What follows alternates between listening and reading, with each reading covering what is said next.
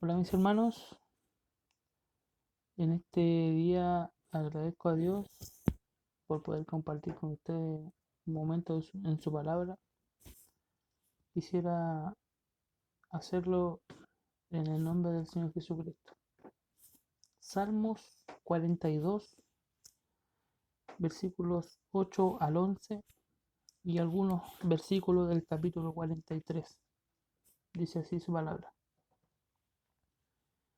Pero de día mandará Jehová su misericordia y de noche su cántico estará conmigo y mi oración al Dios de mi vida.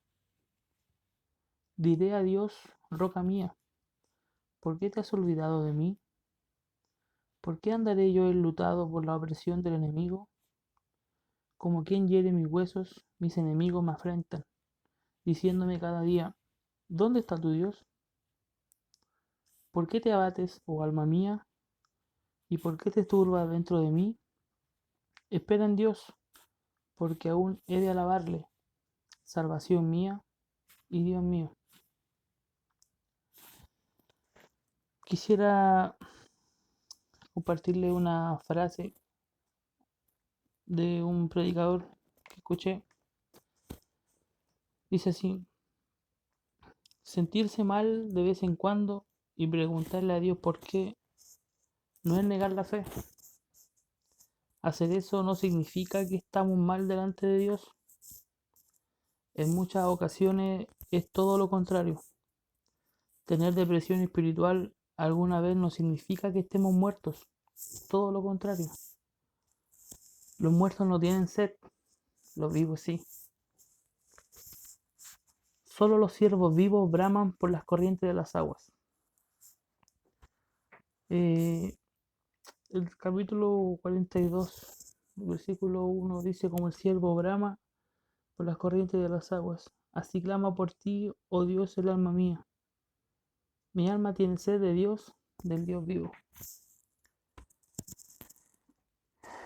Bueno, una pequeña introducción a esto.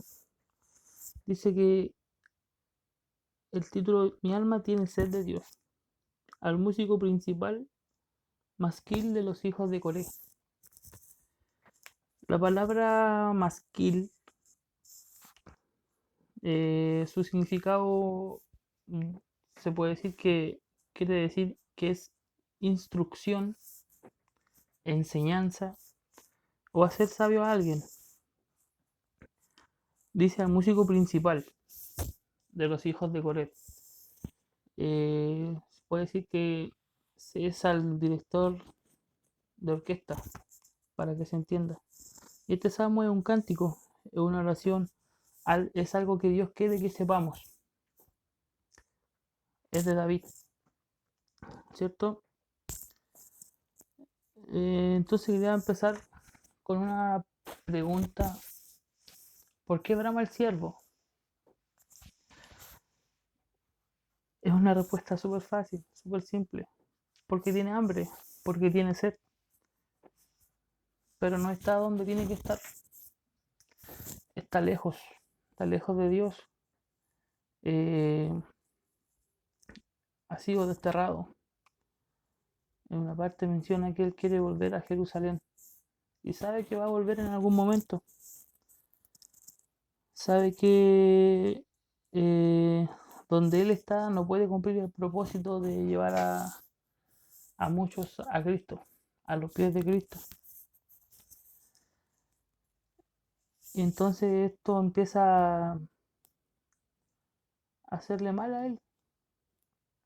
Empieza a caer en depresión, pero no una depresión humana que todos piensan que nos podemos ir enfermando. Es más que todo esto una depresión espiritual, porque él es un siervo que necesita de Dios, que tiene sed de Dios, pero somos humanos, ¿cierto? Y también tenemos emociones, pero estas emociones no no pueden ser superiores a lo que sabemos que Dios puede hacer con nosotros, ¿cierto? Entonces, a veces esta depresión hace que nos empecemos a olvidar de Dios, empecemos a perder nuestro norte, nuestro camino. Y muchos cristianos creen que están bien, muchos creyentes creen que están vivos, hablando espiritualmente, ¿cierto? Y empiezan a decaer, a flaquear, a desanimarse, a angustiarse, sobre todo ahora que hay muchos que están en su casa sin poder salir, sin poder ver a sus seres queridos. Pero más que todo eso, eh, como creyentes debiéramos tener claro cuál es nuestro norte. Como creyentes debiéramos saber, así como el salmista sabía, su alma se empezó a angustiar, pero él sabía el Dios que tenía. Y muchas veces nosotros se nos va olvidando eso. Entonces, por eso se empieza a hacer las preguntas. ¿Por qué te abates, oh alma mía? ¿Cierto? En el versículo 5 dice, y te turbas dentro de mí. Espera en Dios. Y a veces nos cuesta mucho esperar. Nos cuesta entender el por qué Dios permite que pasen cosas. Yo estuve buscando otras versiones de ese versículo. Encontré, voy a compartirles dos versiones, una de una traducción, la otra la traducción viviente, perdón, la traducción internacional. Una dice así: ¿por qué estoy desanimado? ¿Por qué está tan triste mi corazón? Pondré mi esperanza en Dios. Nuevamente lo alabaré, mi Salvador y mi Dios. La otra versión que también eh, la encontré súper clara, se entiende bastante. Dice, ¿por qué voy a inquietarme?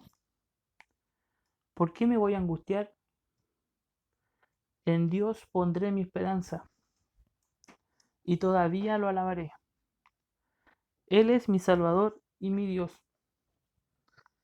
Si, si usted se puede fijar, el salmista siempre dice, Él es mi Dios, Él es mi Salvador. Entonces, Él tiene claro eh, quién es Dios. Si bien está en una depresión que le afecta sus huesos, no come, solamente llora, su alma empieza a decaer, pero él va teniendo claro y en algún momento su vida tiene que hacer un clic y va entendiendo. ¿De qué forma lo va entendiendo? Porque a veces nos vemos desesperados y llega un momento en que nos podemos ver desesperados y ese momento puede ser el que estamos pasando ahora. Entonces, ¿qué debemos hacer? ¿Qué es lo que deberíamos hacer? Volvernos a Dios, porque nuestra ayuda viene solo de Él. Él es nuestro creador, Él es el que hizo los cielos y la tierra. Entonces el salmista entendía eso, lo sabía. Si se fijan, lo dice una vez, después lo vuelve a decir en el capítulo, en el versículo 11, perdón. Pero él ya lo hace con otra forma. Y eso lo vemos en el versículo 8 en adelante, que dice, pero de día mandará Jehová su misericordia y de noche su cántico estará conmigo, y mi oración al Dios de mi vida. Él ya estaba entendiendo el por qué estaba pasando esto. Si se recuerdan, al principio dice que es masquil de los hijos de Corea. Y quiere decir que es una instrucción, es una enseñanza, algo que es para ayudarnos, ¿cierto? Entonces, este salmo es para el creyente que solo está pasando un proceso malo, pero con la confianza absoluta en Dios. Un supuesto creyente solo pensará en sí mismo, olvidando por completo de dónde viene su socorro. O sea, está muerto espiritualmente y se olvida. Como cristianos podemos entrar en depresión espiritual, pero sabemos cuál es la solución. Es porque estamos vivos, ¿cierto? El salmista sabía quién era Dios, pero no podía cumplir su propósito. Por eso no comía, solo lloraba y caía en más angustia, ¿cierto? Pero esa angustia era porque él no podía hacer lo que él quería hacer. ¿Para qué estaba donde estaba? ¿Cierto? Entonces su primer llamado de alerta fue en el versículo 5. Su segundo fue distinto porque él puso primero a Dios, ¿cierto? Y el tercer llamado de alerta, él ya sabía que su salvación y su ayuda vendría de Dios, su Dios, nuestro Dios. Versículo 11. ¿Sí? Lo vuelvo a decir. El versículo 10 dice, como quien hiere mis huesos, mis enemigos me afrentan, diciéndome cada día, ¿dónde está tu Dios? ¿Por qué te abates, oh alma mía? ¿Y por qué te turbas dentro de mí? Espera en Dios, porque aún he de alabarle, salvación mía y Dios mío. Eh, Nos cuesta mucho esperar, mi hermano. A veces esas cosas no,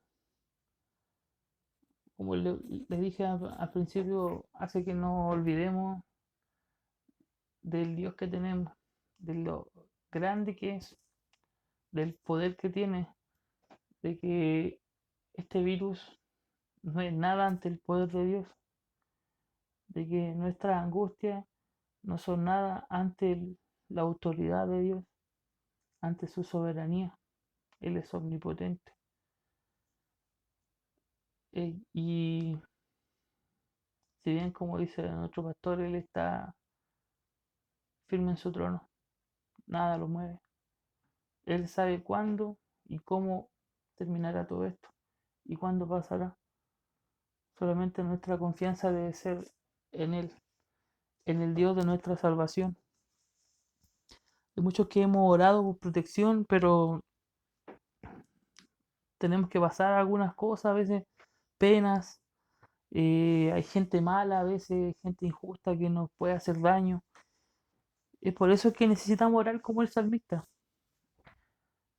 La Biblia no nos dice que vamos a ser exitosos ni prósperos. Dice que tendremos aflicciones. Dice que pasaremos por diversas pruebas, ¿cierto? En el libro de Santiago, capítulo 1, versículos 2 y 3 dice, hermanos míos, tened por sumo gozo cuando os halléis en diversas pruebas, sabiendo que la prueba de vuestra fe produce paciencia. Debemos tener paciencia, hermano, mucha paciencia. Todo esto va a pasar. Es normal sentirse abrumado o en un abismo o abandonado, así como se sintió Jonás, así como el mismo Jesús se sintió en algún momento de que se empezaron a burlar de él, empezaron a decirle, si eres el Hijo de Dios, bájate de la cruz, pero él sabía quién era su padre. Mis hermanos, usted sabe quién es su padre, usted sabe quién es Dios, esperen Dios, porque aún hay tiempo para alabarle, Él es nuestra salvación.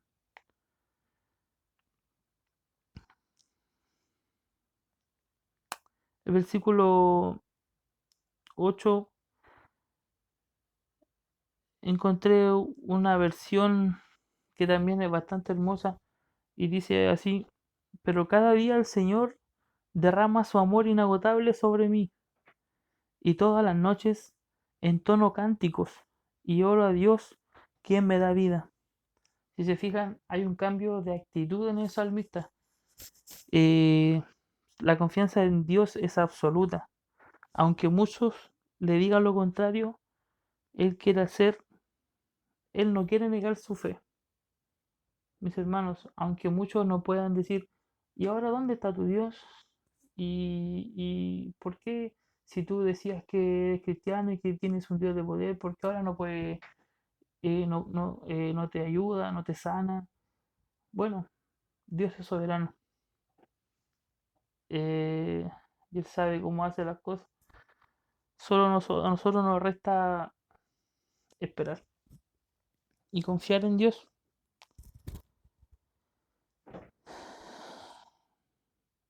Si podemos ver en el capítulo 43 va unido al 42 porque si se fijan en el versículo 5 termina con la misma frase, pero termina de una forma distinta. En el capítulo 43 se demuestra lo que sucede cuando logramos entender que en la depresión Dios es, es quien juzga, es quien nos defiende, es quien nos libra, es quien nos fortalece, ¿cierto? Eh, Aquí el salmista ya está con otra mentalidad, con otra actitud, ya entiende el por qué está pasando lo que está pasando. Y mis hermanos, entonces, por qué andaré enlutado por el opresor? ¿Mm? ¿Por qué voy a hacer caso a las burlas que hagan de mi creencia en Dios? ¿Por qué los voy a tomar en cuenta? No nos debemos sentir inferiores por eso, todo lo contrario. La palabra de Dios dice que el gozo del Señor es quien nos fortalece. Entonces, Él, como dice en el versículo 3 del capítulo 43, envía tu luz y tu verdad. Estas me guiarán, me conducirán a tu santo monte y a tus moradas. Entraré al altar de Dios, al Dios de mi alegría y de mi gozo, y te alabaré con arpa, oh Dios, Dios mío. Eh, el libro de Juan, capítulo 8 versículo 12 dice: otra vez Jesús les habló, diciendo: yo soy la luz del mundo. El que me sigue no andará en tinieblas, sino que tendrá la luz de la vida. Cristo es la luz. Y el libro de Juan, capítulo 14 versículo 6, Jesús les dijo: yo soy el camino y la verdad y la vida. Nadie viene al Padre sino por mí.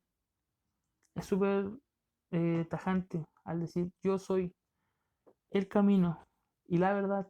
No hay otra verdad. Solo Cristo es la verdad. Solo en Él hay vida. Solo en Él hay libertad. Así como dice en Juan 8:32, y conoceréis la verdad, y la verdad os hará libres. Entonces, ¿por qué angustiarnos? Siendo que en el libro de Romanos 8 dice lo siguiente, y con esto ya quiero ir finalizando para compartir esta reflexión. Dice: ¿qué pues diremos a esto? Si Dios es por nosotros, ¿quién contra nosotros? El que no escatimó ni a su propio Hijo, sino que lo entregó por todos nosotros, ¿cómo no nos dará también con Él todas las cosas? ¿Quién acusará a los escogidos de Dios? Dios es el que justifica. ¿Quién es el que condenará? Cristo es el que murió, más aún el que también resucitó, el que además está a la diestra de Dios, el que también intercede por nosotros. ¿Quién nos separará del amor de Cristo? ¿Tribulación, o angustia, o persecución, o hambre, o desnudez, o peligro, o espada? Dígame, hermano, ¿quién lo puede separar del amor de Cristo? Nada. Y quiero terminar con esto en el libro de Primera de Pedro 5:7. Dice, echando toda vuestra ansiedad sobre Él, porque Él tiene cuidado de vosotros. Mis hermanos, todo lo que usted pueda estar pasando, todo lo que usted pueda estar sintiendo en este momento, déjeselo a Cristo, déjeselo a Dios. ¿Por qué se va a desesperar? ¿Por qué se va a angustiar? Pregúnteselo y piense en el salmo que le acabo de compartir. Si nuestra salvación proviene de Dios, esperemos en Él. Y mientras esperamos, sigamos alabándole. Alabemos su glorioso nombre. Quiero desearle las más ricas bendiciones, mi hermano, y que hayamos podido entender lo que Dios quiere que hagamos, que esperemos, que le amemos, que le alabemos, porque su nombre es grande en esta tierra, sobre toda la tierra. Él es nuestro Dios, nuestro Padre, nosotros somos sus hijos. Que nuestro Dios le bendiga, mi hermano. Espero poder vernos pronto, conforme sea la voluntad de Dios. Un fuerte abrazo y que Dios les bendiga.